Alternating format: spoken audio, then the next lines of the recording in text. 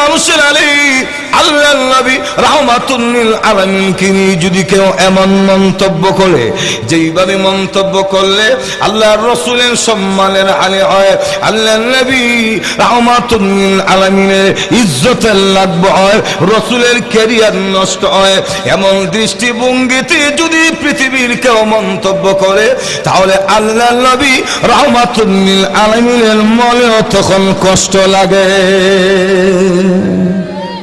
আমাদের নবী বিশ্ব নবী রাহমাতুল লিল আলামিন তিনি তো এমন একজন মানবতার নবী যার জিন্দেগিতে সমালোচনা দুর্দলার কোনো সুযোগ নাই। মজুর এখন ঠিক না? দেখেন না মাঝে মধ্যে ফেসবুকের মধ্যে অনেক কুলাঙ্গাররা আমাদের নবী রাহমাতুল লিল আলামিনকে নিয়ে কটূক্তি করে।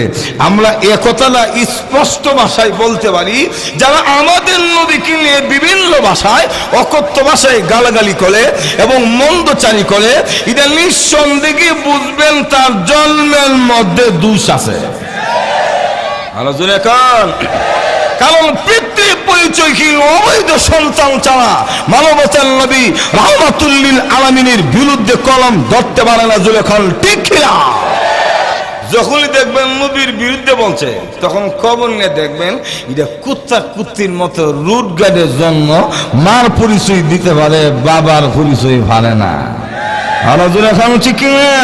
উরসিলা ইলান নাসি কাফাতান বাশীরান ওয়া নাযীরা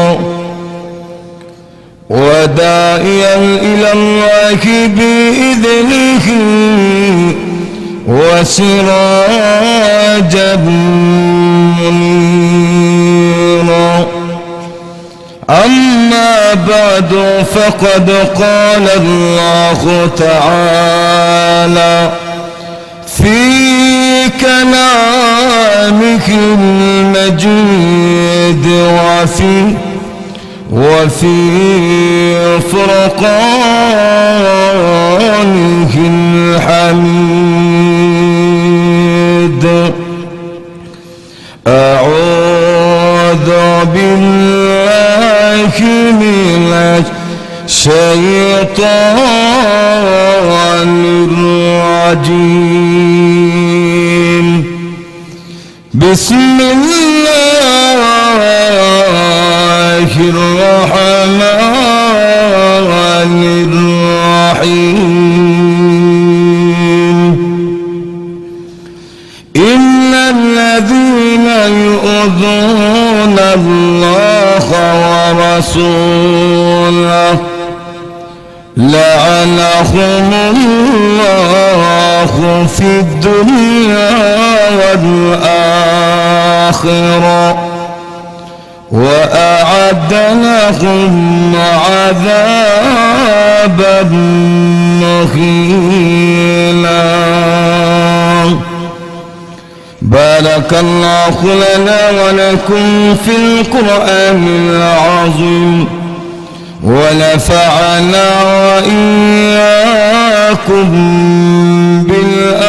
بالآيات والذكر الحكيم. صلى الله على سيدنا ومولانا محمد وعلى آله وأصحابه وسلم. بلغ العلا بكماله كشف الدجى بجماله حصلت جميع خصاله. صلوا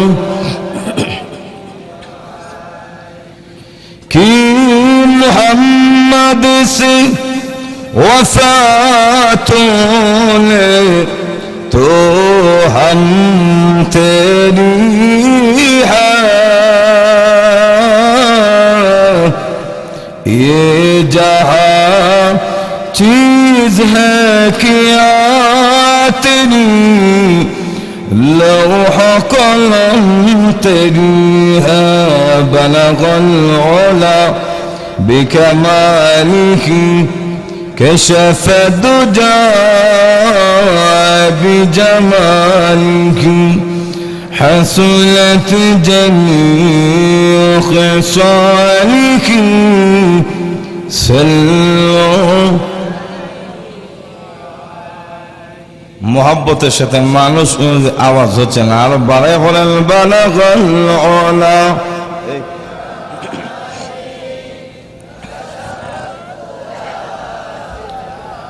حصلت جميع خصاله صلوا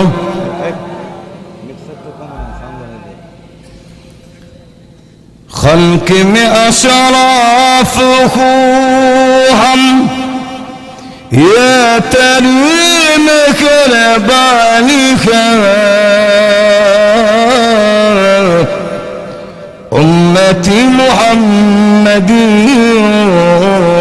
हम فقد يتري كرم से بلغ العلا بكماله حصلت جميع خصاله صلوا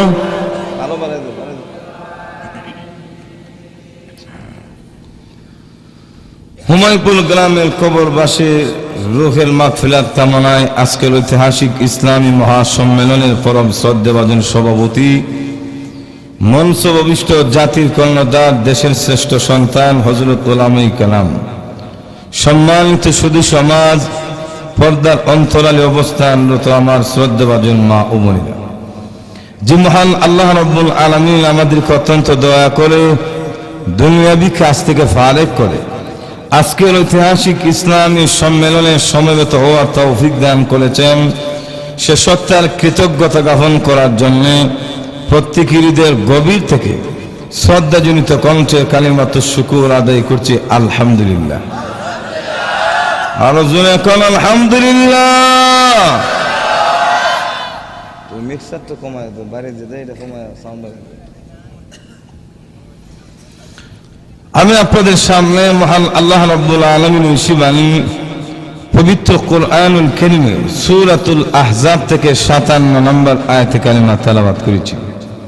মহান আল্লাহ রাব্বুল আলামিন যেন আমাকে তিলাওয়াতকৃত আয়াতকে সামনে রেখে অত্যন্ত নিষ্ঠার সাথে সুখী নিয়তে কিছু কথা বলার তৌফিক দান করেন এবং সবাইকে আমলের নিয়তে শোনার মতো তৌফিক দান করেন। সকলে বলুন আমিন। সাউন্ড বাড়ায় দাও, মিক্সার কমা সাউন্ড বাড়ায় দাও। তো আসুন, আমার পূর্বে যিনি আলোচনা করেছেন আপনাদের গ্রামের কৃতি সন্তান হযরত মাওলানা আল আমিন হুমায়ুপুরী, আমার অত্যন্ত মহাব্বতের মানুষ, যাকে আমি অনেক স্নেহ করি। আজকে আসলে শুধু তার ভালোবাসা এবং হৃদ্যতার টানে এখানে হাজির হওয়া, কারণ আমাদের বাটি অঞ্চলে প্রোগ্রাম করতে গেলে আমাদের সময় অনেক লস হয়ে যায়, যার কারণে আমরা এদিকে সহজে আসতে চাই না। এদিকে আসলে একটু মনে করেন কোনো সময় হুন্ডারের নিজের উপরে উঠে, আবার কোনো সময় হুন্ডারের উপর আমরা উঠি, এর ফলে নৌকা লাগে। তো নৌকার যেখানে সেখানে আমরা প্রোগ্রাম সহজে করতে পারি না ব্যস্ততার কারণে, কারণ গাড়ি যখন আমাদের রুটে থাকে তখন প্রতি মিনিটে 1 কিলোমিটার দৌড়ে। তো আজকে এখানে শুধুমাত্র আমার অত্যন্ত স্নেহভাজন ব্যক্তিত্ব আপনাদের গ্রামের কৃতি সন্তান মাওলানা আল আমিন বাংলাদেশের প্রত্যন্ত অঞ্চলে যে ইসলামের এই দিনের খেদমতগুলি আঞ্জাম দিতেছে, তারই মহব্বত এবং ভালোবাসার বহি প্রকাশই আজকে এখানে হাজির হওয়া। তো আল্লাহ রাব্বুল আলামিন যেন আমাকে ইখলাসের সাথে কিছু কথা বলার তৌফিক দান করেন। সবাই বলুন আমিন। আরো জোরে কোন আমিন। সাউন্ড বাড়াও না বলে, তুমি এটা লুটলো না গেলে সাউন্ড বাড়াও, এটা দেখো কি না। তোমার মাইক যদি এখানে কাজ না হয়, দেখে রূপ দেখবে লাগে আনছে। তো আসুন, এই তো মোটামুটি জায়গা যেতেছে, আরো সুন্দর করো। আমার পরের বক্তা প্রধান অতিথি জানেন না বলতে হয়, কথাগণ ঠিক কিনা? তো আল্লাহ রাব্বুল আলামিন বলেন, ইন্নাল্লাযীনা ইউযুনাল্লাহা ওয়া রাসূলা লাআনাহুমুল্লাহু ফিদ দুনিয়া ওয়াল আখিরাহ। নিশ্চয়ই আল্লাহ এবং তার রাসূলকে যারা কষ্ট দেয় দুনিয়া এবং আখিরাতে তাদের উপরে আল্লাহর অভিশাপ। নাউযুবিল্লাহ জুড়ে কোন। কারণ একটা মানুষ ইহকাল এবং পরকালে ক্ষতিগ্রস্ত হওয়ার জন্যে, তার উভয় জীবন ধ্বংস হওয়ার জন্যে আল্লাহর অভিশাপই যথেষ্ট। যেমন কবি বলেন, সালে দুনিয়া হু মুখালিফ কুছ নিহি নুকসান হে, ডর নিহি কুছ গুম নিহি কুছ জো খুদা রহমান হে। গোটা পৃথিবী যদি কারো পক্ষে থাকে আর আল্লাহ যদি তার বিরুদ্ধে থাকে, 10 আনার উপকার হবে না। আর আল্লাহ যদি তার পক্ষে থাকে, গোটা পৃথিবী যদি তার বিরুদ্ধাচরণ করে, তাহলে তার একটা ফসমও ছিঁড়তে পারবে। তাই আল্লাহর অভিশাপ থেকে আমাদের বাঁচা অতীব প্রয়োজন। কারণ ইহকাল এবং পরকালের কল্যাণ কামনা করতে গেলে দুনিয়া এবং আখিরাতে সুখে শান্তিতে থাকতে হলে আল্লাহর সাহায্য, আল্লাহর দয়া ছাড়া সম্ভব হতে পারে। তাহলে আসুন, আল্লাহ এবং তার রাসূলকে যারা কষ্ট দেয় দুনিয়া এবং আখিরাতে তাদের উপরে আল্লাহর অভিশাপ। তো অভিশাপ থেকে আমাদের বাঁচতে হলে আগে জানতে হবে আল্লাহ এবং তার রাসূল কোন কাজ এবং কথার দ্বারা কষ্ট পায়। কেননা আল্লাহ এবং তার রাসূল যেই কাজ এবং কথার দ্বারা কষ্ট পায়, এগুলি থেকে আমাদের বাঁচতে হলে আগে জানতে হবে। এখন ঠিক কিনা? কারণ জানলেই মানা যায়, না জানলে মানা যায় না।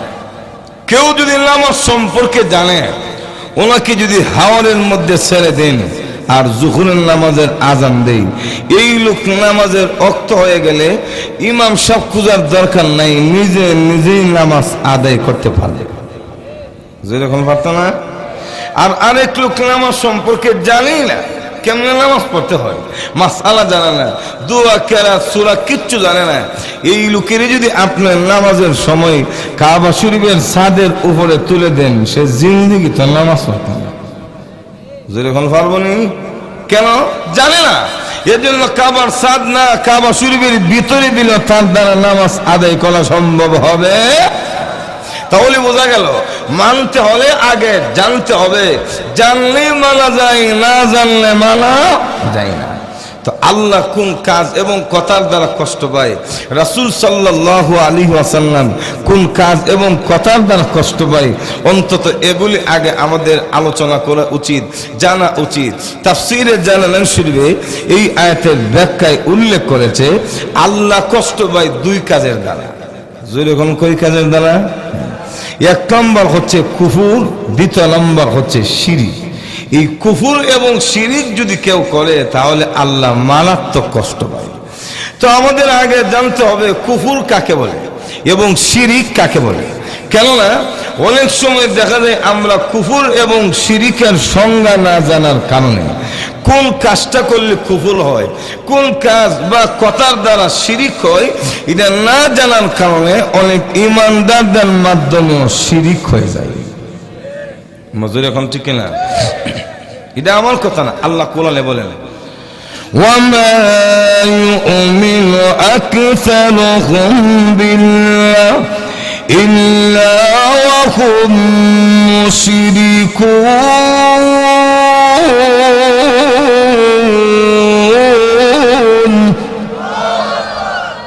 আল্লাহ রাব্বুল আলামিন বলেন, ইমানদারদের মধ্যে অনেকেই শিরক করে, তারা মুশরিক।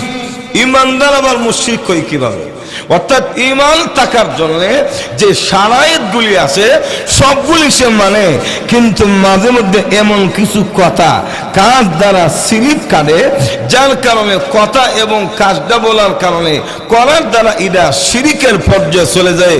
অথচ তার কাছে ধর্মীয় ইলম না থাকার কারণে এটা যে শিরিকি কথাবার্তা, এটা যে শিরিকি বক্তব্য, এই কাজটা যে শিরিকি কাজ উপলব্ধি করার মতো, এই ইমানদারের ধারণা করার মতো, উপলব্ধি করার মতো ইলম জ্ঞান তার কাছে নাই। মজুর এখন এমন আছে না নাই? তাহলে আসুন, কুফর কাকে বলে? কুফর বলা হয় যেই সমস্ত মৌলিক বিষয়গুলিকে বিশ্বাস করার দ্বারা ইমানদার বা মুমিন বলা হয়, এর কোনো একটাকে যদি কেউ প্রকাশ্যে অস্বীকার করে তাহলে এটা কুফরে পরিণত হয়।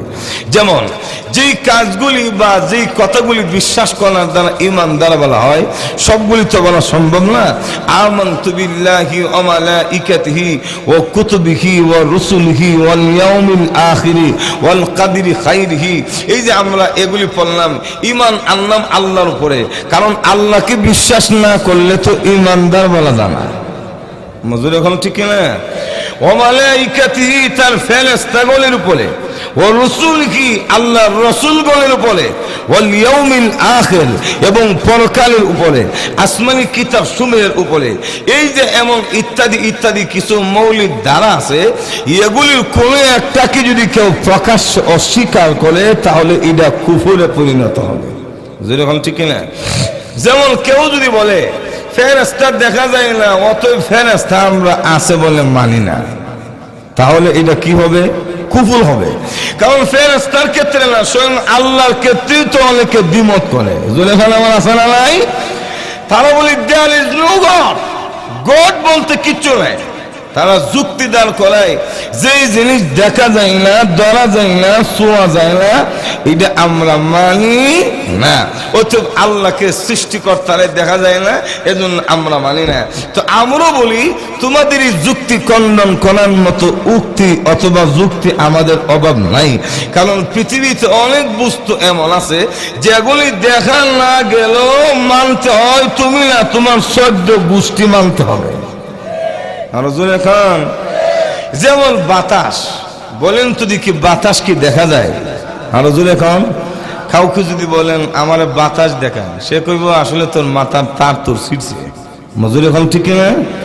কারণ বাতাস দেখাও সম্ভব না, কিন্তু বাতাস যে আছে এটা মানতে হয়। জোরে খান ঠিক না? তো আল্লাহ গোটা পৃথিবীর মালিক, সৃষ্টিকর্তা আছেন, ওনাকে দুনিয়াতে দেখানো যাবে না, কিন্তু মানতে হবে। যখন ঠিক না? তলক করে দেখেন, এই মৌলিক ধারাগুলির কোনো একটাকে যদি কেউ প্রকাশ্য অস্বীকার করে তাহলে এটা যেমন কুফর হয়, ঠিক তেমনি ভাবে আল্লাহর জাত অথবা আল্লাহর কিছু গুণাবলী আছে, যে গুণগুলি আল্লাহ ছাড়া পৃথিবীর কারো কাছে নাই, এগুলির সাথে অন্য কাউকে এড করলে অথবা সমকক্ষ মনে করলে এটা শিরিক হবে।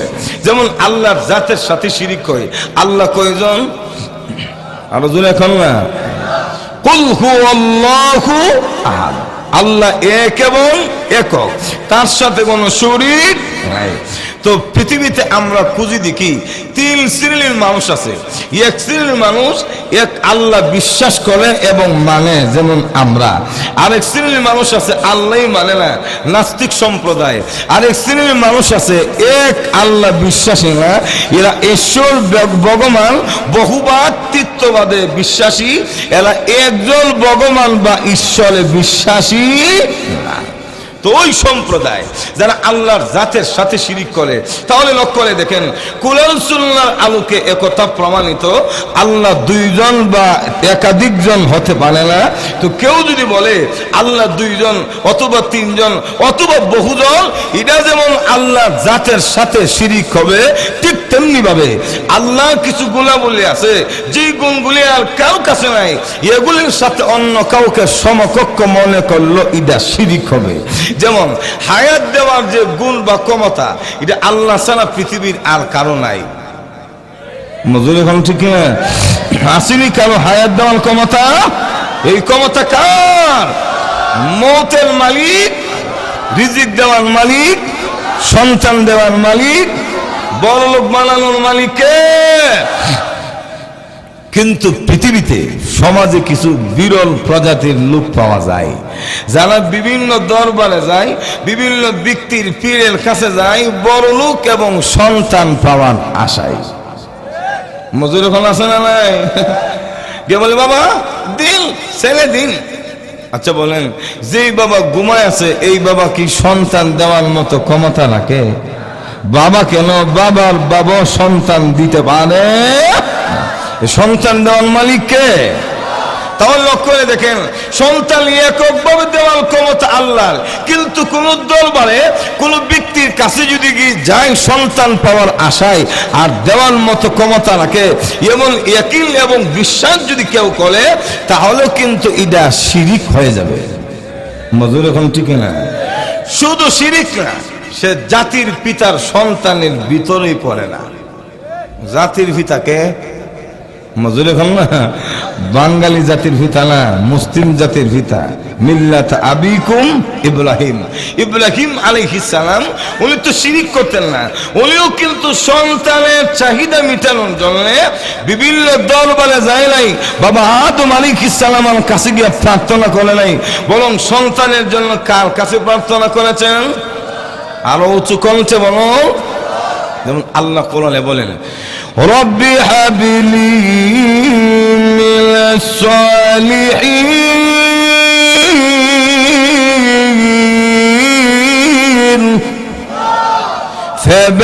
ফাবাশশারানাহু বিগুলামিন হালিম।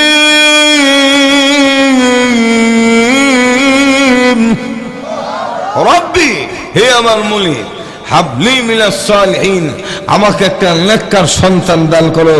ইব্রাহিম আলাইহিস সালাম যখন আল্লাহর কাছে সন্তান প্রার্থনা করলেন, আল্লাহ বলেন, হে ইব্রাহিম, যেহেতু কোনো দরগায়, কোনো দুর্গায়, কোনো ব্যক্তির কাছে তুমি সন্তান প্রার্থনা করো নাই, সির্ফ আমার কাছে প্রার্থনা করেছো, ফাবাশশারনাহু বিগুলামিন হালিম, আমি আল্লাহ তোমার দরখাস্ত মঞ্জুর করে নিলাম, একটা সুসন্তান, একটা সহনশীল সন্তানের সুসংবাদ দিলাম। অর্থাৎ আমার কাছে সন্তান চাওয়ার কারণে আমি আল্লাহ জাতির লিডার, শ্রেষ্ঠ সন্তান, পবিত্র সন্তান ইসমাইলকে আমি আল্লাহ তোমার নামে বরাদ্দ করে দিলাম। আরো জোরে কান। তাহলে সন্তান দেওয়ার ক্ষমতা কার? কিন্তু আমাদের সমাজে কিছু ফেট বেকল আছে, ধর্মের জ্ঞান না থাকার কারণে বিভিন্ন দরবারে যায়, বন্ডদের কাছে গিয়া সন্তান পাওয়ার আশায় শেষ দাও মানে। মজুর এখন আছে না নাই? অথচ আল্লাহ বলেন, এই মাথা আমি ছাড়া পৃথিবীর কারো সামনে নত করার সুযোগ। আলোচন এখন এটা আমার কথা না, আল্লাহ কোরআনে বলেন, لا تسجدوا للشمس ولا للقمر واسجدوا لله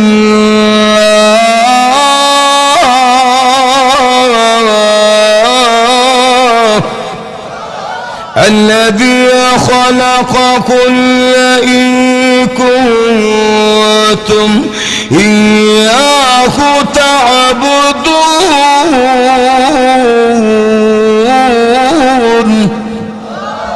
আরো আসতে কোন মহিলা না শুনবো, আপনাদের আওয়াজে বোঝা যায় আপনারা তো দেশি মাছ খান না, ফরমালিন যুক্ত মাছই খান। আর আপনারা নদী এলাকার মানুষও কি লাভ রইল? আমরা তো জানি আপনার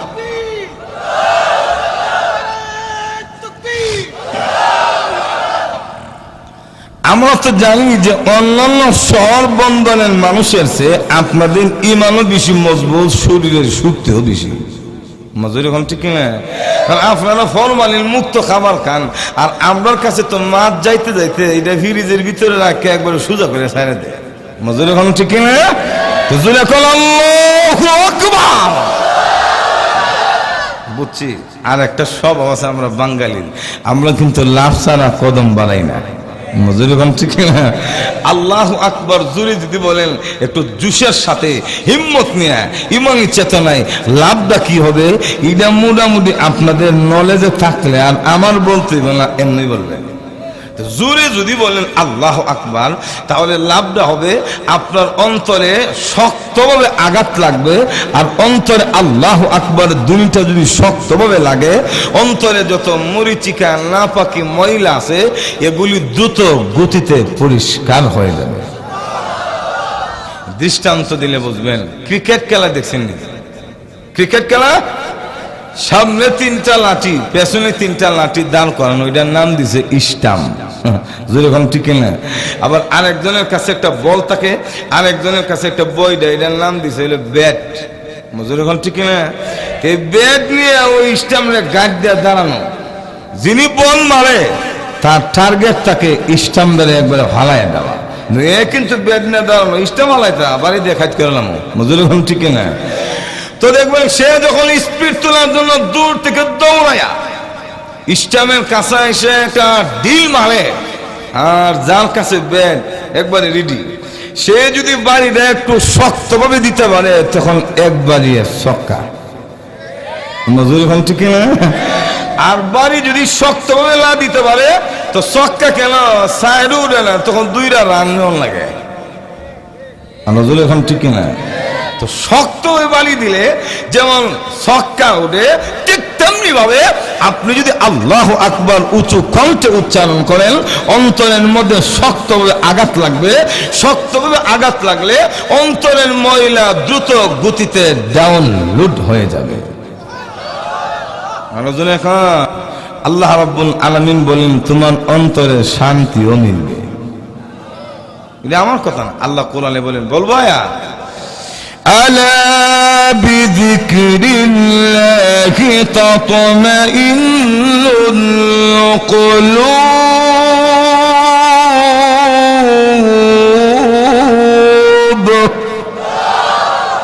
আলা সাবধান, বিযিকরিল্লাহ আল্লাহর জিকিরের দ্বারা তাতমাইন্নুল কুলুব অন্তর প্রশান্তি লাভ করে।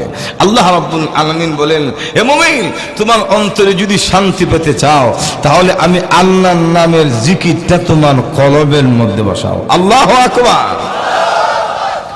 তো আমরা তো অন্তরের মধ্যে পুরোপুরি আল্লাহর নাম নাই, নেতার নাম আছে। মজুরে ভালো ঠিক, প্রেমিক প্রেমিকের নাম আছে।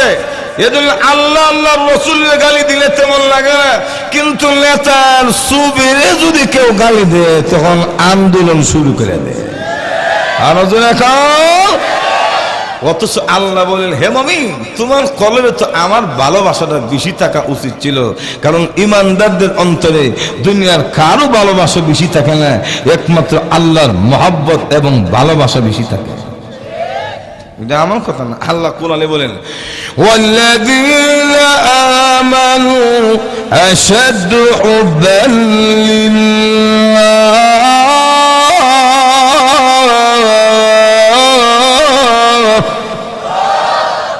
প্রকৃত ঈমানদার যারা তাদের অন্তরের মধ্যে আল্লাহর মহব্বত বেশি থাকে। আল্লাহু আকবার। শুধু তাই না, যদি আল্লাহু আকবার ইমানের চেতনায় মন থেকে যদি উচ্চারণ করেন, আল্লাহ তো রহমানুর রহিম। অনেক সময় দেখা যায় আল্লাহ বান্দার ছোট আমলগুলিকে উসিলা করে জিন্দেগির গুনাহগুলি মাফ করে দেয়। এজন্য আল্লামা ইদ্রিস কান্দরবী রহমাতুল্লাহি আলাইহি উদ্ধৃতি দিয়ে একটা ঘটনা এক মুফাসসির উল্লেখ করেছেন যে আল্লামা ইদ্রিস কান্দরবী রহমাতুল্লাহ আলাইহি বলেন, এক এলাকায় এক মুসলমান ইন্তিকাল করার পরে তারে গোসল করাইয়া কাফনের কাপড় পরাইয়া জানাজা দিয়া কবরে দাফন করছে। তো আল্লাহর রাসূল বলেন, ইয়াতিহি মালাকান ফায়ুজলিসানিহি ফায়াকুলানা লাহু ওয়া মা রাব্বুকা ওয়া মা দীনুকা ওয়া মা হাযার রাজুল আল্লাযী বুইসা ফিকুম। আল্লাহ রাসূল বলেন, মানুষকে যখন কবরে রাখা হয় তখন তার ইন্টারভিউ নেওয়ার জন্য 2জন ইনচার্জ আসে, মুআইন আসে, 2জন ফেরেশতা, মুনকার নাকির 2জন ফেরেশতা কবরের ভিতরে আসে। তো আল্লাহর নবী রাহমাতুল লিল আলামিনের হাদিস অনুযায়ী ওই মুসলমানকে যখন কবরে দেওয়া হলো তখন তার ইন্টারভিউ নেওয়ার জন্য 2জন মুআইন কবরের ভিতরে আসলো, ফেরেশতা। তো ফেরেশতা কবরে ঢোকার পরে দেখে এই বেডার পুরা কবরের ভিতরে দুর্গন্ধ। নাউযুবিল্লাহ জোরে কম না, মারাত্মক দুর্গন্ধ। পায়ের কাছে গিয়ে দেখে তার পার ভেতর থেকে দুর্গন্ধ বের হইতেছে। হাতের কাছে গিয়ে দেখে হাতের ভেতর থেকে দুর্গন্ধ বের হইতেছে, কিন্তু তার মুখের কাছে গিয়ে দেখে মুখের ভেতর থেকে দুর্গন্ধ না, মেশক আম্বরের মতো সুঘ্রাণ বের হইতে আছে। আর জোরে এখন না, প্রভু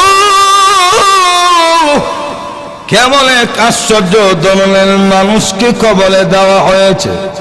আল্লাহ, আমরা ইন্টারভিউ নেওয়ার জন্য তোমার বান্দার কবরে ঢুকেছি, আমরা টাকা দেখি তোমার বান্দার পুরা কবরের ভিতরে দুর্গন্ধ চলায়া গেছে।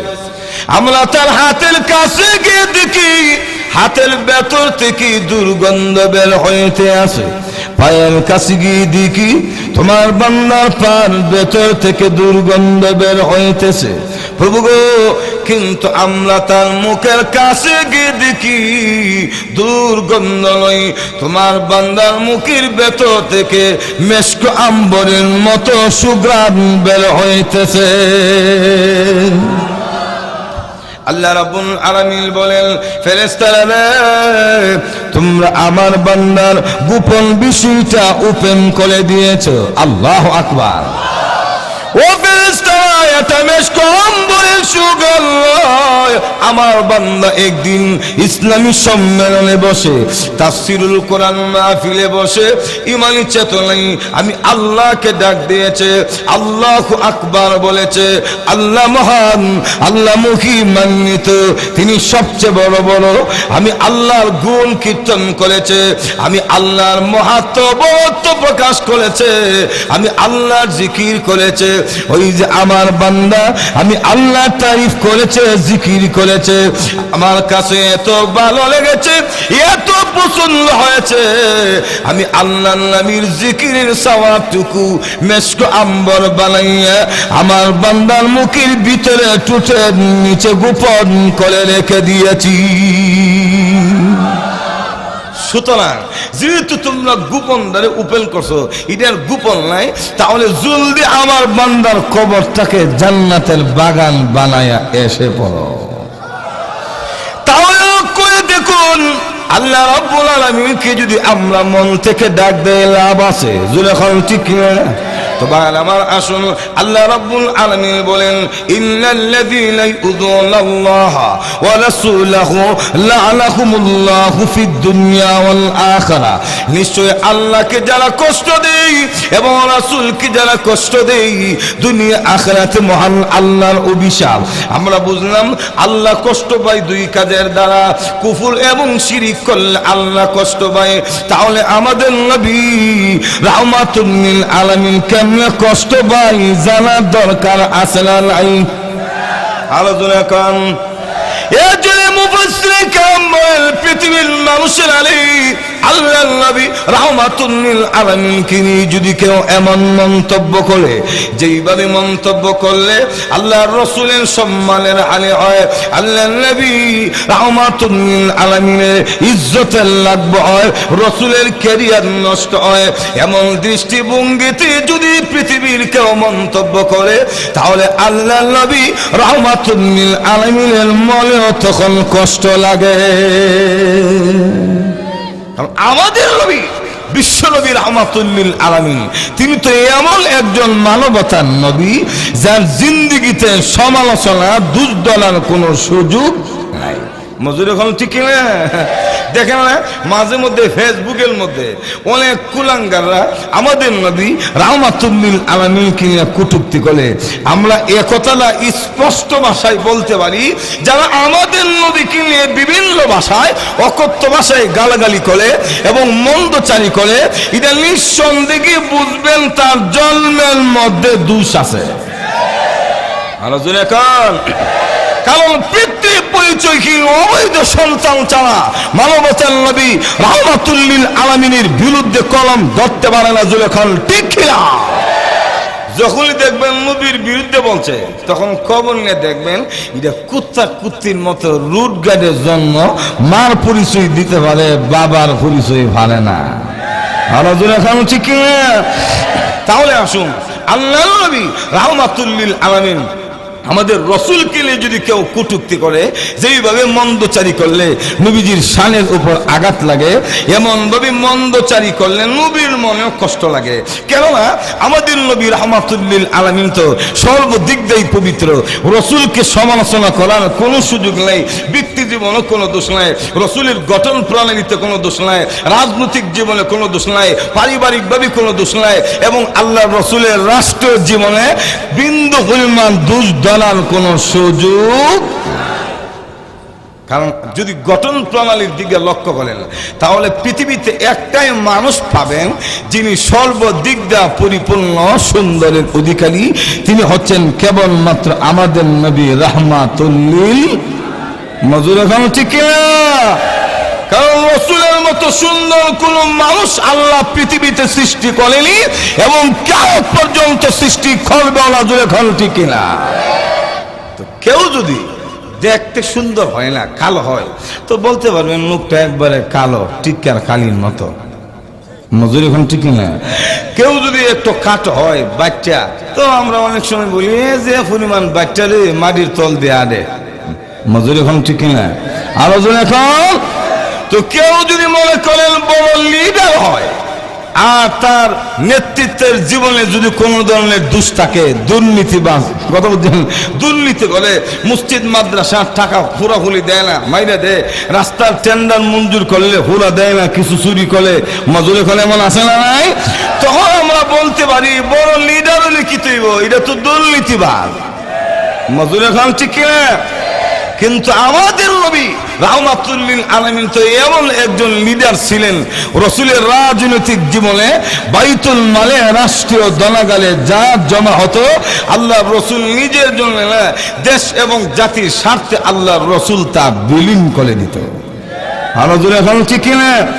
ওতে দুর্নীতিবাজ বলার কোনো সুযোগ। কিন্তু আমরা দেশে একদল আসেনি এমন লিডার, দেখবেন তো রডের বদলা বাস দেয়। মজুরে ভালো আছে না নাই? কথা বুঝছেন? আবার নির্বাচনের আগে এত সুন্দরভাবে সাধু সাজে বক্তব্য দিবে, আমাকে যদি নির্বাচিত করেন তাহলে হুমায়ুনপুর থেকে একবারে বাজিতপুর পর্যন্ত রাস্তার ব্যবস্থা করে দিব, গ্যাসের ব্যবস্থা করে দিব, মসজিদ মাদ্রাসার উন্নত হবে, এতিম দুঃখী মিসকিন মানুষের পাশে আমি থাকবো, যখনই ডাকবেন তখনই আমি হাজির থাকবো। মজুর এখন ঠিক কিনা? আবার মুসাফা করার সময় এত সুন্দর করে মুসাফা করে, নরম হাতে, বোঝা যায় শিমুল তোলার বালিশ। মজুর এখন ঠিক কিনা? কিন্তু নির্বাচিত হওয়ার পরে দেখা যায় আল্লাহ দিলে বিধবা মহিলাদের বাটার 2 ভাগের 1 ভাগ রেখে দেয়। মজুর এখন আছে না নাই? তো এবারে নিয়ে আমার একটা আবার কবিতা আছে, কইতাম নি? আরো জোরে এখন। নেতা সাবের নীতি লাই তবু নেতা, অন্যায় দুর্নীতি সবই করেন, হয় সমাজের হোতা, ভোটের সময় ভোট নেন, টাল বাহানা করে, এটা দেব ওটা দেব সমাজ দেব বলে, পুলিশ এসে নির্বাচনে যখন নেতা করেন পাস, গমসরিতে ধরা পড়ে হয়ে যায় সর্বনাশ। তো আমাদের নবী তো এমন চুরি করতো না, বরং যা আসতো জাতি এবং দেশের স্বার্থের সাথে সাথে বিলীন করে দিত। অতি দুর্নীতিবাজ বলার কোনো সুযোগ। তো অনেক সময় দেখা যায় মানুষের জীবনে চারিত্রিকভাবে অনেক সময়, কত বুঝলেন, দোষ থাকে, টাকা থাকলে অথবা ক্ষমতা থাকলে অনেকে বিভিন্ন ধরনের নোংরা কাজের সঙ্গে জড়িত হয়। তখন আমরা বলতে পারি লোকটা দেখতে ভালো হলে কি হবে, এটা চরিত্রবান না চরিত্রহীন। কিন্তু আমাদের নবী তো এমন একজন নবী যার চরিত্র এত পূত পবিত্র, যার কারণে স্বয়ং আল্লাহ কোরআন শরীফে পবিত্রতার সার্টিফিকেট দিয়েছেন। وَإِنَّكَ لَعَلَى خُلُقٍ عَظِيمٍ।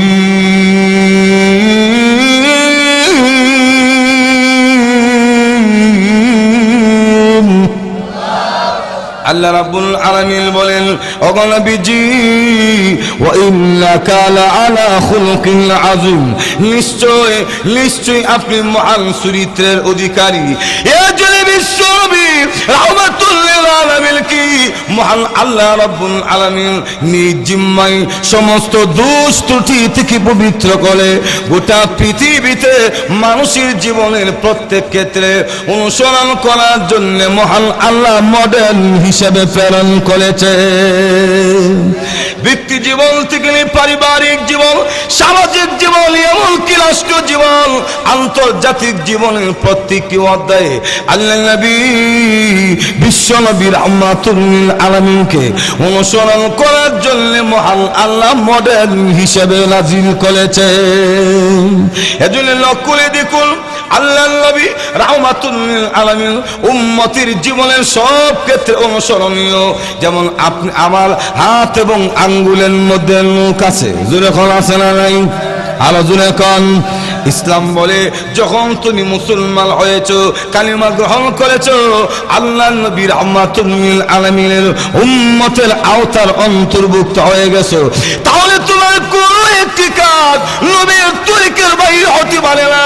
তোমার হাত এবং আঙ্গুলের নখগুলি কেমন ভাবে কাটবে, কোন আঙ্গুল থেকে শুরু করবে, কোন দিক থেকে শুরু করবে, আল্লাহ নবী রাহমাতুল লিল আলামিনকে নখ কাটার ক্ষেত্রে মডেল হিসাবে ধরতে হবে। এমনকি আমাদের মাথার মধ্যে যেমন চুল আছে, চুলগুলি কেমন করে কাটবেন, কোন মডেল চুলগুলি কাটতে হবে, আল্লাহ নবী রাহমাতুল লিল আলামিনকে চুল কাটার ক্ষেত্রে মডেল ধরতে হবে। কিন্তু দুঃখের বিষয়ে আমাদের সমাজ এমন নষ্ট হয়ে গেছে, চুল কাটতে গেলে নবীর মডেল ভালো লাগে না, মেসি মডেল বড় ভালো লাগে। মজুর এখন না সেলুনের দোকানে গেলে রোনালদো মডেল কাটতে দেয়, Ronaldo model, Messi model, Maradona cutting. মজুরি ঠিক না? ও যুবক, তোমার কাটিং তো ম্যারাডোনা কাটিং হবে না, তোমার কাটিং তো হবে মুহাম্মদুর রাসূলুল্লাহ দেওয়া কাটিং। এখন ঠিক না? আমি একদিন সেলুনের দোকানের সামনে আমার গাড়ি জ্যামে পড়ছে, সিলেট শহরে যখন ঢুকলাম তো গাড়ি জ্যামে এমন জায়গা একবারে দোকানের সামনে সেলুনে।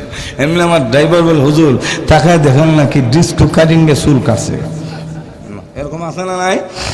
তখন তাকায় দেখলাম কানের একাল থেকে এই পর্যন্ত দুই সাইড এত ছোট, মেশিন দিয়ে একবারে চামড়া সাথে লাগাইছে বোঝা যায়, আর উপরের সাইডটা এত সিস্টেমে গোড়ায় গাড়ায় লম্বা করে তৈরি দিছে, বোঝা যায় ধান কাটলে যেমন ধানের সাথে বন আসে, বন বাড়িতে আনলে যেমন লাশ দে বা টাল দে, এমন বনের টান তার মাথার উপরে তৈরি দিছে।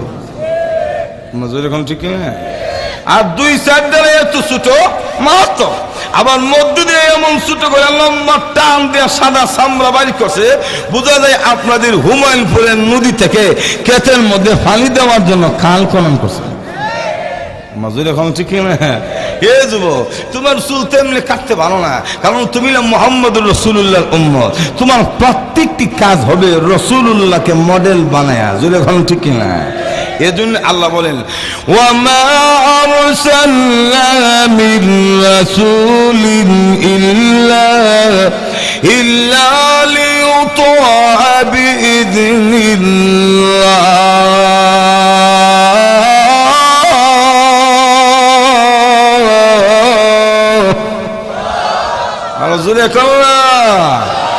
আল্লাহ রাব্বুল আলামিন বলেন বিইذনিল্লাহ, আল্লাহর হুকুমে তোমাকে জীবনের সর্বক্ষেত্রে প্রত্যেকটি কাজের ক্ষেত্রে আমার নবী রাহমাতুল লিল আলামিনকে মডেল ধরতে হবে। তোমরা যদি আমার নবীর আদর্শ অনুযায়ী সব কাজ করো, প্রত্যেকটি কাজের বিনিময় দেওয়া হবে। এজন্য উলামায়ে কেরাম বলেন, পৃথিবীর মানুষেরা রে, পৃথিবীর মধ্যে সবচেয়ে দুর্গন্ধময় জায়গা যেমন বাথরুম, যেখানে গেলে কোনো সেন্টের গান নাই। মজুর এখন ঠিক কিনা? লুঙ্গি দিয়া গামছা দিয়া নাক দলে রাখতে হয়, সেন মারলো আরো ইডার হওয়ার বেশি দেখা যায়। জোর এখন ঠিক কিনা? এর জন্য আমি কাম বলে পৃথিবীর কোন মুসলমান যদি আল্লাহ নবী রাহমাতুল লিল আলামিনের তরিকা মতো দোয়া পড়ে যদি বাম পা দিয়া বাথরুমের ভিতরে ঢুকে আবার সেখানে কাজ সমাধান করে যদি রাসূলের তরিকা অনুযায়ী দোয়া পড়ে যদি ডান পা দিয়া বাথরুম থেকে বের হয়, ওই বাথরুমের ভিতরে যতটুকু সময় ব্যয় করা হবে মহান আল্লাহ রাব্বুল আলামিনের পক্ষ থেকে ওই সময়টা সওয়াব হিসাবে গণ্য করা হবে। তাহলে লক্ষ্য করে দেখুন উম্মতের জীবনের সবগুলি কাজ আল্লাহর নবী রাহমাতুল লিল আলামিনের তরিকা মতো হলে তাহলে দেখা যাবে আল্লাহর পক্ষ থেকে এর বিনিময় মিলা যাবে। এমনকি আল্লাহর নবী রাহমাতুল লিল আলামিনকে যদি আমরা জীবনের সর্বক্ষেত্রে অনুসরণ করি, মহান আল্লাহ বলেন পৃথিবীর মানুষেরা শুধু তোমাদের পার্থিব জিন্দেগি উন্নত হবে এমন না, আমি আল্লাহর পক্ষ থেকেও আমার ভালোবাসা পাওয়া যাবে। কারণ উম্মতের জন্য উন্নত হওয়ার রুট ম্যাপ হচ্ছে কেবলমাত্র মুহাম্মদুর রাসূলুল্লাহ সাল্লাল্লাহু আলাইহি ওয়াসাল্লাম। আপনি ব্যক্তি জীবনটা কেমনে গঠন করবেন, নবীরে ফলো করতে হবে। আপনার পরিবারটা কিভাবে গঠন করবেন, রাসূলকে ফলো করতে হবে। আপনি সমাজ কিভাবে পরিচালনা করবেন, রাসূলের তেওরিকে ফলো করতে হবে। আপনি দেশ কিভাবে পরিচালনা করবেন, আল্লাহর নবীকে ফলো করতে হবে। তবেই সমাজ এবং দেশের মধ্যে শান্তি নেমে আসবে। কিন্তু আমরা যদি বলি সমাজ চালাও রসুলের তিউরি দ্বারা, দেশ পরিচালনা করা মদিনার সনদ দ্বারা, তখন একদল বুদ্ধিজীবী আছে ভাদ্র মাসে যেমন কুকুর আসলে এরার মাথা পাগল হয়, মদিনার সনদের অনুযায়ী দেশ পরিচালনা করার কথা বললে এরা কুত্তার মতো পাগল। আলোচনা এখন ঠিক তারা আমরা বুঝায় দেশকে যদি সমৃদ্ধশালী করতে হয়, উন্নতশীল রাষ্ট্র হিসেবে গড়ে তুলতে হলে ইউরোপ আমেরিকাকে আমরা ফলো করতে হবে, তবেই আমাদের দেশ উন্নত হয়ে যাবে। আমরা বলি রাসূলের তরিকা নবীর মদিনার সনদকে মাইনাস করে যেই সমাজ এবং দেশ পরিচালনা করা হবে, এটা উন্নত না, অবনতির সর্বশেষ শিকলি গিয়া হজবে জলে কোন ঠিক না, আলোচনা কোন ঠিক না। কারণ উম্মতের জন্য উন্নত হওয়ার রুট ম্যাপ কেবলমাত্র মুহাম্মদুর রাসূলুল্লাহ, এতে কোনো সন্দেহ। এটা তো চিরাচরিত কথা। কারণ বিশ্বনবী পৃথিবীতে আসার পরে আল্লাহর রসুলকে অনুসরণ করলে কি লাভ হবে এটা দেখাই দিয়েছেন। কিভাবে আরবের মধ্যে একটা প্রথা ছিল, বলবো না অসুবিধা হইতেছে, আলোচনা এখন প্রথাটা ছিল মক্কা নগরীতে বা আরবের মধ্যে ছোট ছোট বাচ্চাগুলিকে শহর থেকে মহিলারা গ্রামগঞ্জ নিয়ে যেত লালন পালন করার জন্য। তো কিছুদিন লালন পালন করে বড় করার পরে আবার মা বাবার কাছে সন্তানগুলিকে ফেরত দিলে মা বাবার পক্ষ থেকে বড় ধরনের উপহার অথবা উপঢৌকন দেওয়া হতো, খুশি করা হতো। তো বিশ্বনবী পৃথিবীতে আসার পরে হালিমাতুস সাদিয়া তায়েফ থেকে তার বান্ধবীদের সঙ্গে মক্কা অভিমুখে রওনা দিছে বাচ্চা নেওয়ার জন্য। তো মক্কা থেকে তো তায়েফ এত কাছে না, মোটামুটি দূর আছে, যাবি কিভাবে, গাড়ির তো দরকার। তো ওই যুগে গাড়ি তো নাই, হাজারোয়ার ভেড়াডো তো ছিল না, যেমন বর্তমানে এলিয়ন কথা বলছেন এক যুগ গাড়ি, ওই যুগের এলিয়ন বা ভেড়াডোর নাম হলো উট। নজর এখন ঠিক না। তো সব বান্ধবীদের উটগুলি সবল, খুব দ্রুত গতিতে হাঁটতে পারে। আর হালিমাতুস সাদিয়ার উটটা এমন দুর্বল, এটা সাথে যাইবে দূরের কথা, পেছনে পড়ে থাকে। তো বান্ধবীরা ধিক্কার দেয়, চি হালিমা এমন একটা উট নিয়ে আইছো, মক্কাতে যাইবা না, আসলে ভালো ছিল, এমন উঠলে মানুষের না নাকি। ধিক্কার টিক্কার শুনে এরপরও হালিমাতুস সাদিয়া বান্ধবীদের সঙ্গে যখন মক্কা নগরীতে ঢুকলো, মহিলারও বাচ্চা খুঁজে, হালিমাতুস সাদিয়াও বাচ্চা খুঁজে। তো খুঁজতে খুঁজতে খুঁজতে খুঁজতে মহিলাগুলি আল্লাহর নবী রাহমাতুল লিল আলামিনের মাতা মা আমেনার গলে গিয়ে হাজির হয়েছে। তো বলতেছে তোমাদের ছেলেরে দিবানি লালন পালন করার জন্য, বলে দিতাম তো। আচ্ছা তাহলে দেওতে কি। তো আল্লাহর রসুল যে যখন মহিলারা হালিমাতুস সাদিয়ার বান্ধবীরা একে একে কুলে নেই, তখন দেখে মাশাআল্লাহ বেড়ার চেহারা তো খুব সুন্দর। কারণ সুন্দর তো হবেই, আমাদের নবী তো আসলে গোটা মাখলুকের মধ্যে শ্রেষ্ঠ সুন্দর। মজুরি এখন ঠিক না, এটা শরীয়তের ঘোষণা।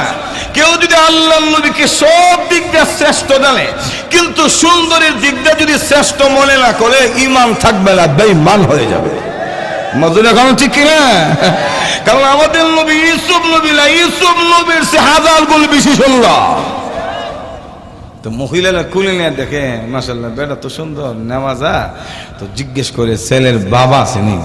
গো জন্মের আগেই তো আমার ছেলের বাপ নাই। কারণ আমাদের নবী তো এতিম অবস্থায় পৃথিবীতে আসছে। মজুর এখন ঠিক কিনা? তো বান্ধবীরা বলে নেন বাচ্চা সুন্দর ঠিক আছে, কিন্তু যেই ছেলের বাবা নাই এই ছেলের নিয়ে লাভ নাই। কারণ যেই ছেলের বাবা নাই এর নিয়ে লালন পালন করলে তো উপহার পাওয়া যাবে না। মজুরি কম ঠিক না? কথা বুঝলেন? যেমন আমরা সমাজ এমন কিছু মানুষ আছে দেখবেন বিয়া শাদীর ক্ষেত্রে দেখেন ছেলেটা স্মার্ট মাশাআল্লাহ, শিক্ষাগত যোগ্যতা ভালোই, দেবন থেকে পড়াশোনা করেছে, তো জিজ্ঞেস করে ছেলে তো সুন্দর কিন্তু জমি জামা আসেনি, কেতকিরি বাপের কোনা কেতকিরি নাই, কোথাইলে ছেলের কাছে বিয়া দেওয়া যায় না। কারণ যেই ছেলের ক্ষেত নাই, বাবার সম্পদ নাই, এর কাছে বিয়া দিয়া লাভ নাই। এমন কিছু আছে না নাই?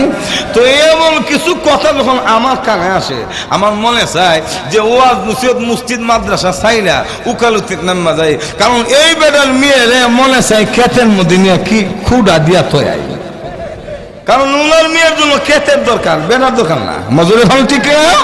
কে তুই বিয়ে করবো না, বরং বিয়া শাদীর ক্ষেত্রে দেখা উচিত ছেলে অথবা মেয়ে সেটা দিনদার কিনা কর্মঠ কিনা। জুলেখান ঠিক না? ছেলেরা যদি সুস্থির হয়, দেখতে মোটামুটি খারাপ না, শিক্ষাগত যোগ্যতা ভালো, দিনদার আল্লাহওয়ালা, এমন ছেলের সম্পদের দিকে না তাকায় বিয়া দেওয়া দায়ী বালা। মজুরে খান কিন্তু বিয়ে দিতে চায় না নাই।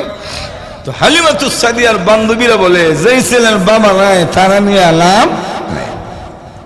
তো আস্তে আস্তে হালিমাতুস সাদিয়ার সিরিয়াল আসে, উনিও চিন্তা করলেন যে মক্কাতে ঘুরলাম, কেউ ছেলে মেয়ে দেয় না, সন্তান পায়ও না, তো একবারে খালি যাওয়ার সে তো এতিম সন্তান মোহাম্মদের নিলে মোটামুটি খারাপ না।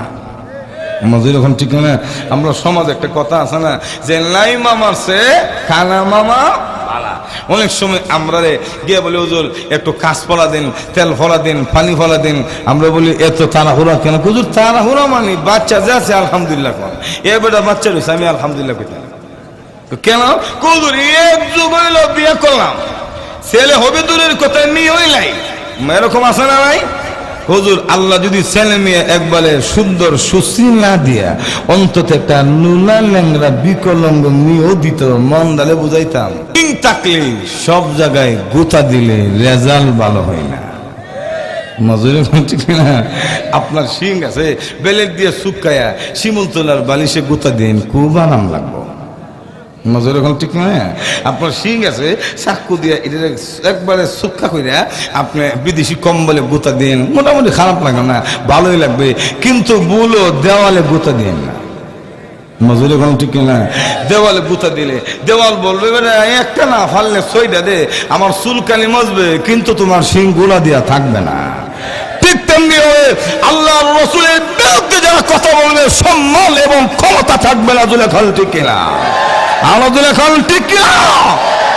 রসুলকে গালি দিলে আমরা সব বরদাস্ত করতে পারি, কিন্তু আল্লাহ রসুলের অবমাননা আমরা বরদাস্ত করতে পারি না। কেন? ইসলাম বলে, ইমাম মালিক রহমাতুল্লাহ আলাইহি বলেন আল্লাহর রসুলকে যদি কেউ গালি দেয় আর সাথে রসুলদের বিরুদ্ধে কোন উম্মত যদি কথা না বলে, প্রতিবাদ না করে, সে উম্মতের গুন্ডির ভিতরে থাকে না। তাহলে চিন্তা করেন ফতোয়া কি? নবীকে কেউ গালি দিলে যদি আপনি নবীর উম্মত দাবি করেন, আপনি চেয়ারম্যান হন, মেম্বার হন, এমপি হন, মন্ত্রী হন, রাষ্ট্রপতি হোক, একবারে মনে করেন ইমাম হোক, মসজিদ হোক, হাজি হোক, গাজী হোক, একবারে কৃষকও যদি হয় আর বলে আমি মুসলমান, আমি মুসলিম, আর নবীকে গালি দিছে শুনছে, আর এই শোনার পরে যদি সে নবীর দুশ্মনের বিরুদ্ধে কথা বলে না, তাহলে সে নবীর উম্মতের ভিতরে থাকে না। আমরা দেশের অনেক তথাকথিত বুদ্ধিজীবীরা এটা মানতে রাজি না। কত বুঝেন? এরা ক্ষমতার লোভে, অর্থের লোভে, পদের লোভে, কত বুঝেন আল্লাহ রসুলের গালি দিলে এরার অসম্য ইলে না। এরার কাছে আল্লাহ রসুলের মহব্বতের যে ক্ষমতার মহব্বত, পদের মহব্বত বেশি। মজুর এখন ঠিক না? ময়রা লোক বলে চাষ করে নেব, কারণ তুমি দুনিয়ার দল কেনার, তুমি যত কিছু দেখো দল সম্পদ পথ একটু তোমার আপনা, মরতে দিয়ে হবে সব তোমার বেগানা। আলোচনা এখন ঠিক কিনা? চোখ বন্ধ করে দেখেন, নিজের বউ আপনার ফাঁসে থাকতো না। আলোচনা এখন এজন্য কবি বলছেন, এই দুনিয়ায় যতই দেখো আপনা, মইরা গেলে সবই হবে বেগানা, মইরা গেলে সবই হবে বেগা। কত ভালোবাসেন বউরে। এই যে করোনার ছড়াছড়ি যখন বেশি ছিল, কথা বলছেন, এই যে আমাদের আল্লাহ দিলে যেই দেশের মধ্যে একটু করোনার ছড়াছড়ি বেশি ছিল, এটার নাম কি তা, কানাডা না কোন দেশে, ওই দেশ যখন স্ত্রী শুনছে যে আমার জামাই করোনার দেশ থেকে আসতেছে, বিডি জামাই বাড়িতে আসার 2 মাস আগে বাবার বাড়িতে মজুরি হল, ঠিক না? চিন্তা করেন যে বইয়ের জন্য আলতা আলকাতরা স্বর্ণ করে না, শাড়ি মানি ফিসে বাকি টাকি কত কিছু আইনা দিল, রক্তরে হানি করতেছে বিদেশের বাড়িতে এই ছেলে সন্তান বউ বাচ্চার আনন্দ সুখের জন্য, যেরকম ঠিক না? কিন্তু করোনা হয়েছে না, ওই দেশ থেকে আসতেছে কত শুনলে বাকি গেছে। তাহলে দুনিয়াতে আপন বলতে কেউ আছে? এজন্য কবি বলেন, এই দুনিয়ায় যত দেখো আপনা, বলেন এই দুনিয়ায় যত দেখো আপনা, মইরা গেলে সবই,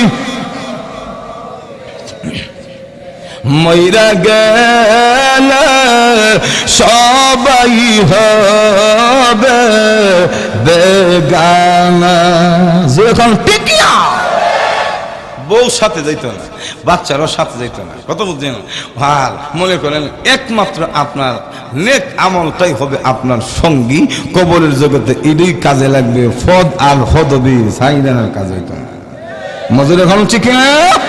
ওতে রসুলের বিরুদ্ধে কি কথা বললে দলের স্বার্থে পদের স্বার্থ নয়, আল্লাহ রসুলের শান উঁচু করার স্বার্থে বুক পরিয়ে প্রতিবাদ করতে হবে। জোরে খাল ঠিক কিনা? ঈদাল নামিম জোরে খাল ঠিক কিনা? এজন্য কাজী নজরুল ঠিকই বুঝছেন, আমরা দেশের বুদ্ধিজীবীরা বুঝে না। কাজী নজরুল বলছেন, রাসূলের অপমানে যদি কাঁদে না তার মন, মুসলিম নয় মুনাফিক তুই, রাসূলের দুশমন। নজরে ঘন ঠিক না? কাজী নজরুল বলছে, কিন্তু আমরা দেশের সুশীল সমাজ সবাই এটা বুঝতে রাজি না। জোরে ঘন ঠিক কিনা? তো আমরা কত পরিষ্কার বলতে চাই, আমরা আমাদের নবীকে লা ইউমিনু আহাদুকুম হাত্তা আকুল আহাব্বা ইলাইহি মিন ওয়ালিদিহি ওয়া ওয়ালাদিহি ওয়ান নাসি আজমাইন। আল্লাহ নবীর এই হাদিসের আলোকে আমরা দুনিয়ার সব কিছুতে আমাদের নবী রাহমাতুল লিল আলামিনকে বেশি ভালোবাসি, তাই আমরা জীবন দিব, কিন্তু সাথে রাসূলদেরকে আমরা আপুসে ছাড়বো না। জোরে কল ঠিক কিনা? আমরা জোরে কল ঠিক কিনা? আমরা প্রয়োজনে মাথা দিব, পাগড়ি দিব না। আলো জোরে কল। আর নবীর অবমাননা আমরা মানতে পারবো? মানি না, মানব না, মানতে পারি না। আল্লাহ রাসূলের জোরে মানি না, মানব না, মানতে পারি না। আল্লাহ রাসূলের অবমাননা, অবমাননাকারীরা রক্ষা পাবে না। ঠিক না? অবমাননাকারীরা রক্ষা পাবে না। মানি না, মানব না, মানতে পারি না। আল্লাহ রাসূলের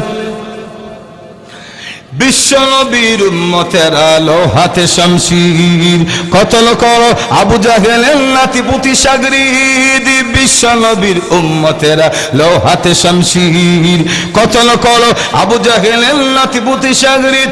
আরে নাস্তিকদের রাস্তাতে আগুন জ্বালাও না। ঠিক না? নাস্তিকদের রাস্তাতে আগুন জ্বালাও না। মানি না, মানব না, মানতে পারি না। জোরে মানি না, মানব না, মানতে পারি না। আল্লাহ রাসূলের অবমাননা। কতক্ষণ ঠিক কিনা? ভাইরা আমার প্রস্তুত থাকুন, আল্লাহ রসুলের সাথে রসুলদের বিচার এই বাংলার জমিনে করার জন্য মাননীয় প্রধানমন্ত্রী মৃত্যুদণ্ড আইন পাস করতে হবে। দুলেখল ঠিক কিনা? আরো দুলেখল ঠিক কিনা? খাতেমে রাসূলদের সাথে আমাদের কোনো আপোষ থাকতে পারে? তেমনি আর কেউ দেখলে গাঙ্গেল মলা কুড়ে দিয়া টাইন না আনিস না। মজুর ওখান ঠিক না, যে তোমার বাপ দাদার কিনা গাড়ি না, সরকারি গাড়ি। তো সরকারি কি হয়েছে? সরকার তো আমরারও, ঠিক না? শোনো, সরকার আমরা রইল, এটা রাষ্ট্র সম্পদ। যদি কেউ বিনা কারণে গ্রহণযোগ্য কারণ ছাড়া রেলগাড়ির সিলে ধরে টানবে, তাহলে 500 টাকা জরিমানা দিতে হবে। সে দিল্লি দিলাম, দিল্লি দিলাম মানে কেমনে দিবা? আরে আমি একা দিতাম না, তোর নিয়ে দিম। কেমনে? কেমনে হইলে আমরা এখানে 6 বন্ধু, 6 জন যদি 200 টাকা করে চান্দা দেয়, 6 দোকানে 1200, 500 টাকা জরিমানা দিলাম। আর 700 টাকা কমলাপুর রেল স্টেশনে নামার পরে রেস্টুরেন্টে আমরা হোটেলে গিয়ে বসে 6 বন্ধু একসাথে নাস্তা করলাম। মোটামুটি বুদ্ধিটা খারাপ না, মজুর ঠিক না? কোথায় দে 200 টাকা করে চান্দা তুলছে, একটার হাতে রাখছে আর সিনে টান দিছে। তো সিনে টান দিলে তো গাড়ির স্পিড কমে, আস্তে আস্তে আস্তে আস্তে আস্তে আস্তে থামতেছে। যেই মাত্র থামবে বাপ, এমনি আর একটা পণ্ডিত কই টাকাগুলি দিতাম না, পকেটে তৈয়া দে। এমনি বাকি 5 টাকা দিতাম না, তুমি আগে বললো না যে সরকারি গাড়ি যে থামলো, এখন তো আমরা ছাড়তো না, তোমার কারণে বিপদে হলাম নাকি? না, কোনো বিপদ নাই। বিপদ কেন? আমার কাছে বুদ্ধি আছে, এই বুদ্ধি যদি তোমরা শুনো মানো, তাহলে কোনো বিপদ থাকবে না। এ বুদ্ধি নিয়ে বসে বুদ্ধিজীবী। কি বুদ্ধি? বুদ্ধি রইল আমরা 6 জন বন্ধু একসাথে আছি, আর একটা বুড়া বেটা সেখানে আছে। পুলিশ আসার পরপরই তো আমরা মারধর করবে না, জিজ্ঞেস করবে সিনে কে টান দিছে, কেন টান দিছে। যেই মাত্র বলবে সিনে কে টান দিছে, আমরা 6 জন যুবক একসাথে বলবো স্যার এই মুরব্বী বেটা টান দিছে। মজার এখন ঠিক না? তো 6 জন যদি মুরব্বীর কথা বলে পুলিশ বিশ্বাস না করতে পারবে না? মজার এখন ঠিক না? ঠিক আছে। তো এই কথা মুরব্বী শোনার ফলে তার ভিতরে পানি নাই। উনি তখন আল্লাহ তুমি কোথায় আইন আমার আল্লাহ। মুরব্বী তখন বলে বাবা রে, তোমরা আমার ছেলের বয়সের, আমি তোমাদের আব্বার বয়সের। মজুরি কোনো ঠিক নয়, আমার তো কোনো এখানে দোষ নাই। অনর্থক কেন তোমরা আমার দোষী সাব্যস্ত করতেছো, বিপদে ফালাইতে ষড়যন্ত্র করতেছো। বাবা আল্লাহ রাস্তে তোমরা আমারে মাফ করো, আমার তো কোনো দোষ নাই, তোমাদের মতো আমারও ছেলে আছে, আমি মুরব্বী মানুষ। তো যুবক বুঝেন না, বিপদে পড়বো তো এখন ওনারে ফালাইতে তারা প্রস্তুত। কার কথা কেটে শুনে মুরব্বীর কথা একবারে কেয়ারই করে না, বুঝেন? এমনি দেখা যায় মুহূর্তের ভিতরে পুলিশ টিটি নিয়ে বুগিতে হাজির। আইসি বলতেছে এই সিনেকে টান দিছে। সেই যুবক তা আগে পরামর্শ করে রাখছে, স্যার সিনে? জি, সিনেকে টান দিছে। কই বুড়া বেটা টান দিছে। তো মুরব্বীরে পুলিশ জিজ্ঞেস করে আপনি কেন টান দিলেন, আপনি টান দিছেন? মুরব্বী তখন চিন্তা করলো, যদি বলি দিছি তো বিপদ, আর যদি না করি তো বিপদ। কারণ দিছি বললে পুলিশের মার খেতে, ঠিক কিনা? আর না করলে এই 6 যুবক মাইরা ফুটবল বানায় আমার সাইডে দিবে। ঠিক কিনা? তখন মুরব্বী চিন্তা করলো, আল্লাহ যা করছে আজকে আমার অভিজ্ঞতা কাজে লাগাই দেই। কারণ মুরব্বী কিন্তু এমনি মুরব্বী হইছে না। মজুর এখন ঠিক কিনা? আমরা দেশের কিছু যুবক আছে মাথার চুলের মধ্যে হিট দিয়ে সাদা করে, মুরব্বী কিন্তু হিট দিয়ে সাদা করছে না। স্যার আমি টান দিছি। আপনি টান দিছেন? আসলে কি মুরব্বী টান দিছে? কেন টান দিলেন আঙ্কেল? বাবা রে, বিপদে হয়ে টান দিছি। কিসের বিপদ? আপনার বুগিটা কি ইঞ্জিল থেকে পৃথক হয়ে গেছে না? তো বিপদ কিসের? বিপদ রইল আমি বাজিতপুর রেল স্টেশন থেকে গাড়িতে উঠলাম, গরিব মানুষ, কথা বলছেন, মাত্র 1200 টাকা আমার পকেটে ছিল। এই দুষ্ট ছেলেগুলি যে কেমনে দেখলো আমার বুকে ছুরি ধরে চিন্তাই করে 1200 তাদের পকেটে নিয়ে নিল। কোথায় নাকি সাল তাই নাকি ভাবি লম্বা ছেলেটার পকেটে হাত দিয়ে দেখেন, বিশ্বাস না করলে। তো এরা তো 1200 আগেই তুললে তো রাখছে না, হাত দিয়ে দেখে ঠিকই 1200। এখন পুলিশ তো বকা দিলে আল্লাহ দিলে এটা না, বিল উঠে না। মজুর এখন ঠিক না? সালার বেটা না, গাড়িতে বসে চিন্তাই করলো বাপের সমান মুরব্বীর সাথে হ্যান্ডকাপ লাগা। এখন হাতের মধ্যে কড়াই লাগায় কি বাজি তোরে হুমায়ুন ঘুরতে হয়ে যাইব না হয়ে যাইব। তো একটা কথা দেখবেন কথা বলছেন, 5টা যুবক যখন দেখলেন হ্যান্ডকাপ লাগা, তখন 5টা মিলল বুদ্ধিজীবী গিরে বাতি যা খাইছিস নি লাগা। তো কোন মানুষের কারণে যদি কেউ বেজ্জতি হয় অথবা কষ্ট পায়, মার খায়, আর সাথে সাথে প্রতিবাদ করার মতো শক্তি না থাকে, তখন কিন্তু দাঁত কিরমিরে আর সুযোগ খুঁজে। মজুর এখন ঠিক না? আপনাদের এলাকায় আমি আইছি ওয়াজ করার জন্য, সবাই মিল্লা যদি আমার মার দিন, আমি কি পারলাম নাকি? মনে মনে কোনো মতে যায় লয়, বৈরব গেল। মজুর এখন ঠিক না? বাজি চুরের গাড়িটা আটকাম। মজুর এখন ঠিক না? তো মুরব্বীর কারণে তারা যখন এখন জেলও যাবে, তো মুরব্বীর প্রতি দাকির মেরে একবারে সব রাখবি মজুর এখন ঠিক না? তো মুরব্বী আর ভাইয়ালই আর বই করার কারণ নাই, কারণ হেলকাপ হাতে জুলে এখন ঠিক না? এমনি মুরব্বী একটা পা আর একটা পায়ের উপরে তুলে নবাবের মতো মুসকি মুসকি হাসে আর বলে, বাতিজা রাগ করে লাভ নাই, আমার মাথার চুলগুলি বাতাসে পাকে নাই। আর জুলে এখন ঠিক না? ওই সই সন্ত্রাস যেমন মুরব্বীর পেছনে ষড়যন্ত্র করে, কত বুঝছেন, তারে ফাঁসাইতে গিয়ে সইটা নিজেরাই বিপদে পড়ছে, ঠিক তেমনি ভাবে আল্লাহ আল্লাহ রসুলের পক্ষে যারা কথা বলে, মানবতার পক্ষে যারা কথা বলে, দেশের স্বার্থে যারা কথা বলে, তাদের বিরুদ্ধে ষড়যন্ত্র করলে তোমরাই গর্তের ভিতরে পড়তে হবে। আমাদের এখন ঠিক না, কারণ আমরা ব্যক্তি স্বার্থে কিচ্ছু বলি না, জাতির স্বার্থে ধর্মের স্বার্থে কথা বলি। কারণ এমপি মন্ত্রী এবার আমরা এত শখ নাই চুরি করতাম। এখন ঠিক না? আমরা একটা জানি, রবের পক্ষে কথা বললে আল্লাহ আমাদেরকে অবশ্যই বাঁচাইবেন, কারণ দুনিয়ার সন্ত্রাসীদের ষড়যন্ত্র যেখানে শেষ, আমাদের মালিকের কৌশল সেখান থেকে শুরু। ومكروا ومكر الله والله خير الماكرين।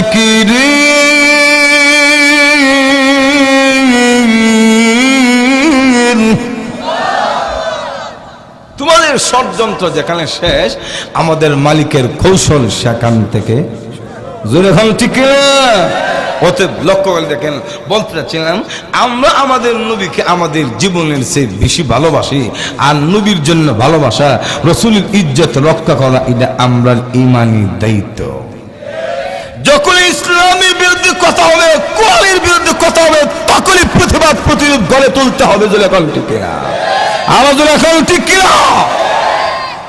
এই যে দেখেন না, ইতি বলবে, আমরা ভারতের সুপ্রিম কোর্টে একটা কথা শুনলাম, কোরআন শরীফের 26টা আয়াত পরিবর্তন করার রিট নাকি করছে। চিন্তা করেন কেমন বলো দিতে গরুর সেনা খাত। মজুরি এখন ঠিক না? আমরা পুরস্কার ভাষায় বলে দিতে চাই, কোরআনকে মিটিয়ে দেওয়ার জন্য ব্রিটিশ ষড়যন্ত্র করে সাকসেস হতে পারে না। জুলে এখন ঠিক না?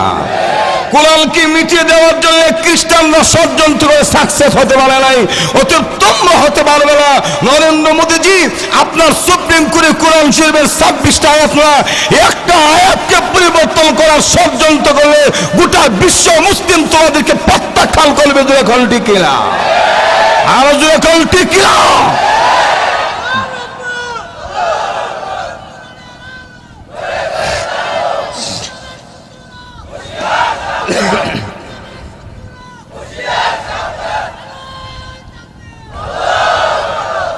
আমরা চুপ থাকি, নীরব থাকি বিদায় আমরা দুর্বল মনে করি না। মজুরি ভাম ঠিক না? আমরা বাঘ বাঘ হই, যতই আমরা ঘুমায় থাকি গুতা দিয়া দেহ। মজুরি ভাম ঠিক না? এক মুরব্বী মানুষ গেছে চিড়িয়াখানা, অসুবিধা হবে না তো? আরো যদি এখন তো চিড়িয়াখানা গেছে, গিয়ে দেখে একটা বাঘ ছাগলের মতো ঘুমাই গেছে। তো মুরব্বীকে কি রে, শুনলাম দি বাঘে নাকি মানুষ দেখলে তর্জন গর্জন হুঙ্কার টুঙ্কার দে, এটা দেখবে ঘুমাই রয়েছে, এটা বাঘ হই না আসলে ছাগল। মজুরি তো যেই মাত্র চিন্তা করলো গুতা দিয়া দেখি এটা বাঘ না ছাগল, তা আসলে তো বাঘ ঘুমাই রয়েছে বেটা। মজুরি এখন ঠিক না? তেমনি ছাতা দিয়া রোডের সিদ্ধ দিয়ে যখন একটু গুতা দিছে, হালদা উঠছে, আর মুরব্বী তো বাঘের লাভ দিকা তর্জন গর্জন শুনি না, জুতা মোজা থয়া লাগবে। মজুরি এখন ঠিক না? বাক্য কিরে ঘুমাই রয়েছি, তোর বুঝি ভালো লাগে না? তা আমরা বিশ্ব মুসলিম নীরব আছি, তোমরা বুঝি ভালো লাগে না? গুতা দিয়ে দেখো গদ্দান থাকবে না। এখন ঠিক না? আরো এখন ঠিক না? আমরা মৃত্যুকে সালাম জানাই, ভয় পাই না। এখন ঠিক না? কি মনে করো আমরা অস্ত্র না থাকতে পারে, অর্থ না থাকতে পারে, কিন্তু এমন একটা অস্ত্র আছে যেটা তোমাদের কাছে নাই। আমাদের মালিক আল্লাহ রাব্বুল আলামিন বাঁচানোর মালিক আছে, যখন ঠিক কিনা? আমরা অর্থের বলে কথা বলি না, আমরা সম্পদের বলে কথা বলি না, কেনার ভিত্তিক রাজনীতির বলে কথা বলি না, আমরা ঈমানের শক্তিতে কথা বলি, যখন ঠিক কিনা? তো লক্ষ্য করে দেখেন, বলতে চাচ্ছিলাম, আমি শেষ করে দিব, আমার পরবর্তী হুজুর আসবেন। আমরা আল্লাহ এবং আল্লাহর রসুলের পক্ষে কাজ করে যেতে হবে, কারণ যে কোনো বলবে আল্লাহ এবং আল্লাহর রসুলের ইজ্জত রক্ষা করার জন্য আমরা গর্দান দিতে প্রস্তুত থাকতে হবে। শুবা পাইলা যখন ঠিক কিনা? ওয়ালা ইয়ারগাবু বিআনফুসিহিম আন নাফসি, এবং আল্লাহর নবী রাহমাতুল লিল আলামিনের জীবনের সে কোন উম্মত তার নিজের জীবনকে প্রাধান্য দিতে পারে না। উম্মত তাকে বলা হবে যে উম্মতের শান রক্ষা করার জন্য, রাসূলকে হেফাজত করার জন্য জীবন দিয়ে দিবে, মাথা দিয়ে দিবে, কিন্তু পিছপা হবে না, নিজের জীবন হেফাজত করার চিন্তা করবে না। যখন ঠিক না? তাকায় দেখেন আল্লাহর নবী, বিশ্ব নবী রাহমাতুল লিল আলামিনের সাহাবায়ে কেরাম আল্লাহর নবীর জন্য কেমন জান প্রাণ ছিল, কেমন নিবেদিত প্রাণ ছিল। উহুদের জমিনে আল্লাহর নবী বিশ্ব নবী রাহমাতুল লিল আলামিন সাহাবায়ে কেরামকে নিয়ে যখন যুদ্ধের ময়দানে নেমে গেলেন, আল্লাহর নবী রাহমাতুল লিল আলামিনের চতুর্দিকে পাঁচজন সাহাবী দেওয়ালের মতো দাঁড়িয়ে গেলেন। সামনে যিনি দাঁড়ালেন তার নাম ছিল আবু দুজানা। আবু দুজানার গায়ে একটা দুটা না ৮০ থেকে ৯৯টা তীর দুশমনেরা ঢুকাইয়া দিয়েছে। রক্তগুলি জল্লার মতো ঝরতে আসি, নারী বুড়ি গুলি যেন কেটে কেটে জমিনে পড়ে যাবে। ৮০ থেকে ৯৯টা তীর, এরপরে কোনো শব্দ নাই। সুবহানাল্লাহ বলবেন না? আমরা তো এমন তা মাটির চাক্কা দিয়ে ইটা দিলে হসপিটালে লয়া যা মজুর এখন ঠিক না। আবার আরেক দল তো আছে নবীর জন্য এশকের গজল গাইতে হবে, কিন্তু মাঠে ময়দানে পাওয়া যায় না। আর এখন ঠিক না, আশিক রাসূলের কথা বলছেন ব্যানারে হওয়া যায়, দেওয়ালিকায় হওয়া যায়, কিন্তু কার্যক্রমে হওয়া যায় না। এই দেশে কার্যক্রমে রাসূলের ইজ্জত রক্ষা করার জন্য, খতমে নবুয়ত হেফাজতের জন্য একমাত্র উলামায়ে দাওয়াল, উলামায়ে কওমেরাই জীবন দিয়েছে। যখন ঠিক কিনা? পঞ্চগড়ে খতমে নবুয়তের জন্য শহীদ হলে আমরা হয়েছি, ৭ বছর তলে রক্ত দিলে আমরাই রাসূলের জন্য রক্ত দিয়েছি। যখন ঠিক কিনা? ব্রাহ্মণবাড়িয়ার মাটিতে কোরআনের বিধান কায়েম করার জন্য, ফতোয়া টিকে রাখার জন্য আমরা শাহাদাত বরণ করেছি। যখন ঠিক কিনা? আর তোমরা তো এমন কথা বুঝছেন, ব্যানারে আর দেওয়ালিকার মধ্যে হওয়া গেছে, কিন্তু আল্লাহ আল্লাহ রসুলের শান রক্ষা করার জন্য মাঠে ময়দানে থাকলে উলামায়ে দেওবন্দিকে দেখা যায়। আর এখন তাহলে করে দেখুন, পাঁচজন সাহাবী রসুলের চতুর্দিকে দেওয়ালের মতো দাঁড়িয়ে গেলেন। সামনে যিনি দাঁড়ালেন তার নাম ছিল আবু দুজানা। ৮০ থেকে ৯৯টা তীর, রক্তগুলি জন্নার মতো ঝরতে আসে, কোনো শব্দ নাই। একজন সাহাবী এসে দেখে রেখে বলে, আবু দুজানা রে সর, আমাকে তোর জায়গায় একটু দাঁড়ানোর সুযোগ করে দে। আবু দুজানা বলে, না, আল্লাহর কসমকে বলি, এই দেহে বিন্দু পরিমাণ রক্ত থাকতে শহীদ হওয়ার আগে কাউকে দাঁড়াইতে দেওয়া হবে না। আল্লাহু আকবার। এরে আবু দুজানা তাকে দে, ৮০ থেকে ৯৯টা তীর তোর গায়ে প্রবেশ করেছে এবং রক্তগুলি জন্নার মতো ঝরতে আছে। একটু সর, আমাদেরকে তোর জায়গায় দাঁড়ানোর সুযোগ করে দে। আবু দুজানা বলে, সাহাবীরা রে, কেন নড়াচড়া করি না জানি? আমার পেছনে যিনি দাঁড়িয়ে আছেন রাহমাতুল লিল আলামিন। ও সাহাবীরা, যদি একটু নড়াচড়া করি, আরে সুযোগে যদি একটা তীর আমার নবীর গায়ে লেগে যাই, কিয়ামতের ময়দানে আল্লাহর দরবারে আশিকে রাসূল বলে, আমি আবু দুজানা দাঁড়াইতে পারবো না। ভাই আমার, এই ছিল সাহাবায়ে কেরাম রাসূলের জন্য ইষ্ট এবং ভালোবাসার বাস্তব নমুনা। আমরাও আল্লাহ এবং আল্লাহ রাসূলের শান উঁচু করার জন্য, রাসূলের ইজ্জত রক্ষা করার জন্য যখনই জীবন দেওয়ার প্রয়োজন হয় আমরা জীবন দিতে প্রস্তুত থাকতে হবে ইনশাআল্লাহ। যখনই ময়দানে ডাক আসে জীবন দিয়ে হলো আল্লাহ রাসূলের শান উঁচু করতে কারা কারা প্রস্তুত আছে হাতে তো আল্লাহরে দেখায় দেয়।